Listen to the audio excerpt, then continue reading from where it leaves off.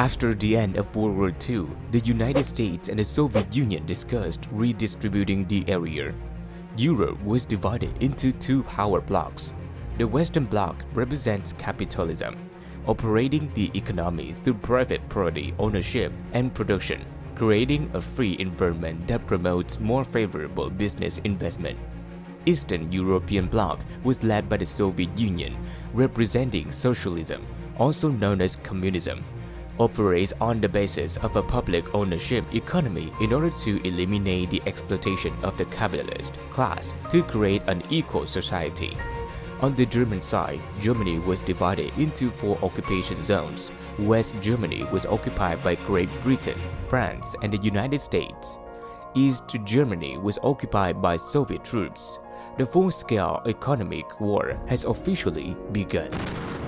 The United States launched the Marshall Plan, providing $17 billion in aid to rebuild post-war Western Europe, while restoring Europe's prosperity and preventing the spread of communism. On August 28, 1949, the Soviet Union successfully tested an atomic bomb, breaking the United States' nuclear monopoly. At the same time, NATO was established as a military alliance based on the North Atlantic Treaty signed between the United States and Western European countries to fight the Soviet Union. In response to NATO, the Soviet Union also established the Warsaw Pact in 1955.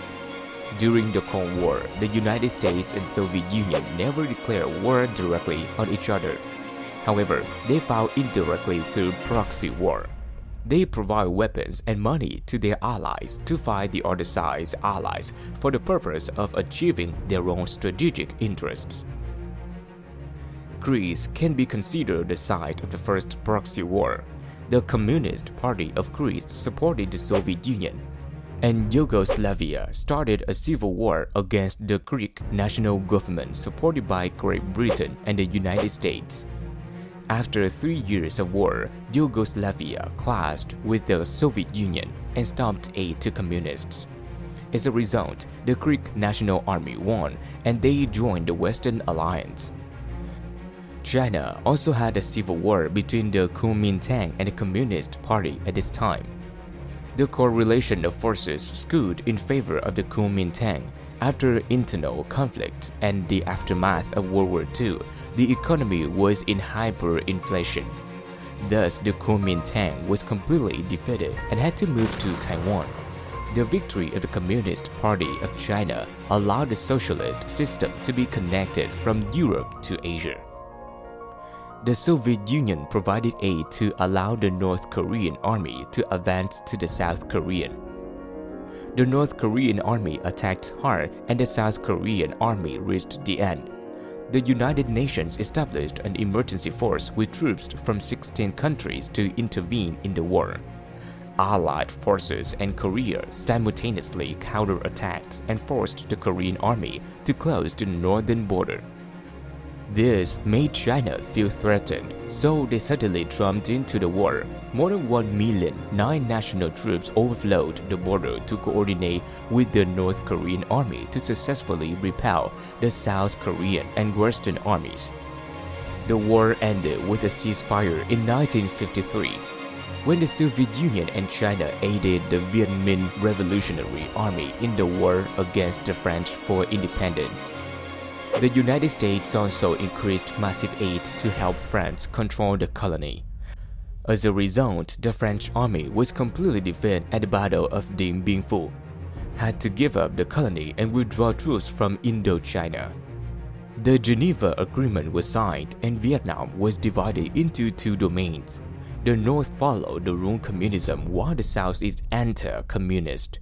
The two domains would hold general elections to unify the country under the supervision of the United Nations. In 1956, Egypt announced the nationalization of the Suez Canal. A coalition of 3 countries where Great Britain, France, and Iceland launched an attack on Egyptian territory and occupied the Suez Canal.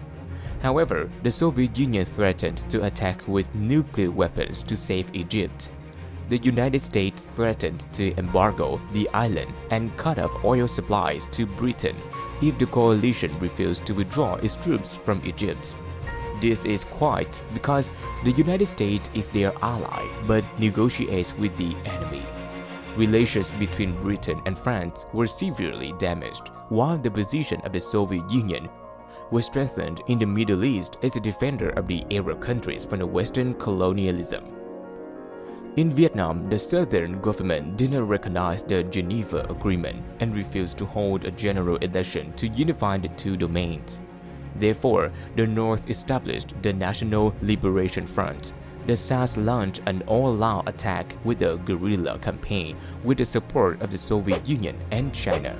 So, the United States and their allies sent more than 500,000 troops into the South to fight the communists. They fought fiercely for many years and became more and more fierce. In the United States, the wave of people's opposition to the war was increasing. The war was going in an unexpected direction. The United States decided to withdraw their troops in 1973. 2 years later, the communists won and Vietnam was reunified. After the Vietnam War, the Soviet Union poured troops into Afghanistan to fight the Mujahideen rebels.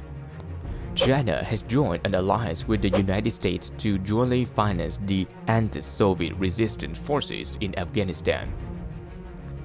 In Europe, France left NATO because of conflicts with the United States, and the Soviet Union upgraded their missile system and placed it directly at Western Europe, causing the United States to install more missiles in response to create a European rocket race. The Cold War caused the two superpowers to be exhausted. At that time, a former spy who is Manuel Noriega, recruited by the CIA, became an anti-American dictator. He turned Panama into a place to transport drugs to the United States and Europe. So the United States launched a massive invasion of Panama with 27,000 troops, engulfing the whole city in flames. As a result, Soviet Union was now in a dying state and began to withdraw its troops from Afghanistan. By 1990, the Union system of the Soviet Union was on the verge of collapse. The Berlin Wall was demolished and Germany was reunified. A year later, the Soviet Union disintegrated and was split into 15 independent republics. It marked the end of the Cold War and the bipolar order.